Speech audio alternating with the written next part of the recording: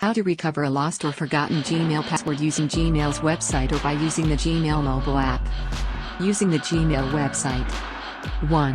Go to Gmail. Use the link or type the URL in a web browser. If your email or phone number isn't filled in automatically, type it into the labeled field and click on Next.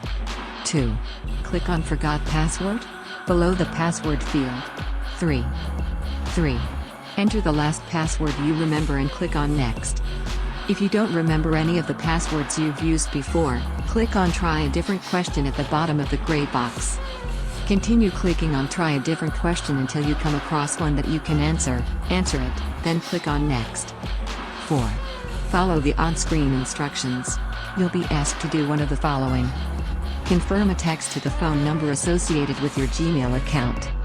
Confirm a message to the email associated with your Gmail account. Confirm an email to a recovery email account if you've set one up, or enter an email that you can check immediately.